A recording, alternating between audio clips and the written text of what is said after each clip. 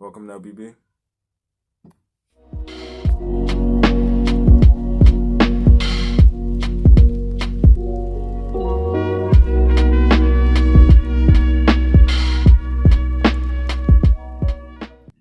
Hey, what's up, y'all? Welcome back to another reaction. And today we're going to be reacting to Could You Survive the Stanford Prison Experiment? We actually had talked about this or mentioned it. He had mentioned it in a previous video. I think it was a Jordan Peterson one. So we wanted to look into it and actually see what it was. We're going to hop right into this, man. Let's go. This video was made possible by Wix. If you are ready to create a website, head over to wix.com/go/infographics to try out one of their premium plans right now. Sometimes, the best way to assess how people will behave and conform within a particular environment is to create that environment and study them like you would rats in a lab. That's exactly what happened at Stanford University in the early 1970s, when a research group wanted to investigate the psychological effects of power and authority between prisoners and prison wardens. Today, we'll take a closer look at how that went down in this episode of the infographic show, The Stanford Prison Experiment. Real quick, I'm just pausing it. Before I forget, there's another experiment this actually just reminded me of because he said rat experiment.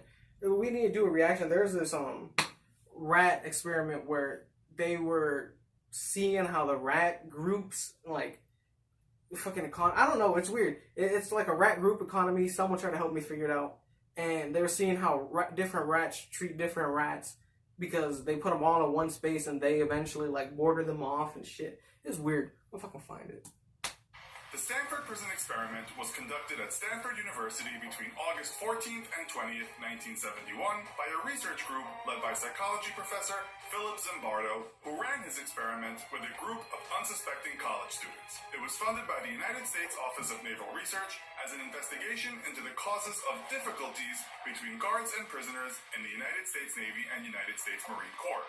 The aim was to investigate how readily people would conform to the roles of guard and prisoner in a role-playing exercise that simulated prison life. In particular, Zimbardo wanted to find out whether the brutality reported among guards in American prisons was due to the sadistic personalities of the guards or whether it had more to do with the prison environment.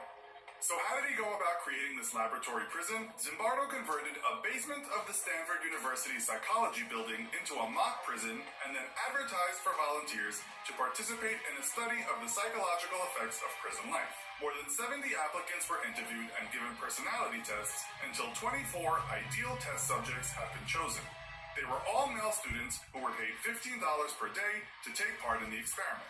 The group was then randomly split into prisoners and guards. One dropped out, leaving 10 prisoners and 11 guards and 2 reserves. The guards worked 8-hour shifts in sets of 3, and the prisoners were housed 3 to a cell. There was solitary confinement for prisoners who broke the rules in an attempt to keep the mock prison as authentic as possible.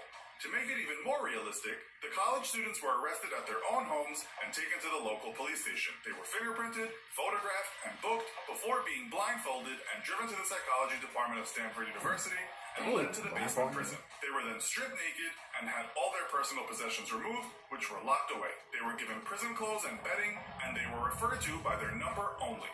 All this was done without warning, to shock the test subjects so their reactions were as if this were a real-life situation and they were real prisoners. The guards were dressed in identical uniforms, they carried a whistle around their neck, and a small baton borrowed from the police. They also wore special sunglasses, so eye contact with prisoners was impossible. No physical violence was permitted, but the guards were told to do whatever was necessary to maintain law and order in the prison. Zimbardo observed the behavior of the prisoners and guards, as well as acted as a prison warden. So what were the results of this controversial psychology experiment? Within a few hours of the experiment beginning, some guards had already started to use their newfound authority to harass the prisoners. At 2:30 in the morning, the guards used their whistles to wake the prisoners up and do a count. This was to remind them of their number and also to demonstrate that the guards were in control. They provoked the prisoners by giving them pointless and boring tasks to accomplish, and if they disobeyed the rules at any time, they were told to do push-ups. One of the guards stepped on the prisoners' backs while they did push-ups, making it much harder. And being in the prison also quickly influenced the behavior of the prisoners. They gossiped to the guards about each other, and some even began siding with the guards against prisoners who did not obey the rules. But the first day passed without too much trouble breaking out, which may have lulled the guards into a false sense of security for what lay ahead, because during the second day of the experiment, things got a little out of control. The prisoners removed their caps, ripped off their numbers, and barricaded themselves inside the prison cells by putting their beds against the door. The guards forced the prisoners away from their cell doors by letting off a fire extinguisher. Then the guards broke into each cell, stripped the prisoners naked, and took the beds out. The ringleaders of the prisoner rebellion were placed into solitary confinement, and the few prisoners who did not take part were given special privileges, deliberately causing a rift in the prison population. The relationships between the guards and the prisoners started to change. As the prisoners became more dependent, the guards became more divisive towards them in order to hold on to control.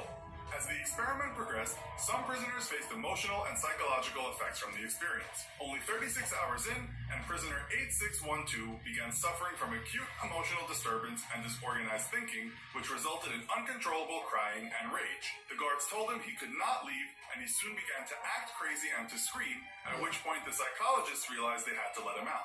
The guards held a visiting hour for parents and friends, exactly as would happen in a real prison. Zimbardo also invited a Catholic priest who had been a prison chaplain to evaluate how realistic the prison setup was. The chaplain interviewed each prisoner, telling them the only way they would get out was with the help of a lawyer. Half of the prisoners introduced themselves by their number rather than name. When prisoner 819 spoke to the chaplain, he broke down and began to cry hysterically. The psychologist told him to go and rest in his room before taking him to see a doctor.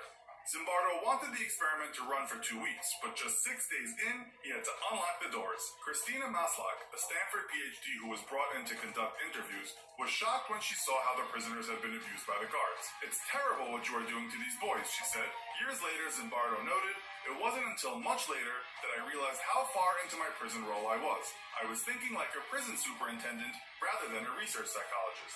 The experiment demonstrated that people will readily conform to the social roles they are expected to play, especially if the roles are as strongly stereotyped as those of the prison guard.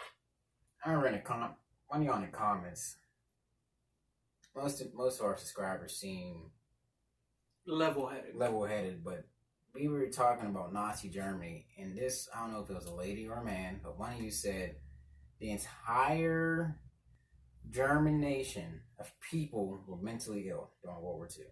So you're telling me I think it was like 60 million people. You're telling me 60 million people were mentally ill whenever they conformed into carrying out these atrocities towards lesser people. Yeah, I got a clip for y'all. Look up War and Remembrance Part 11.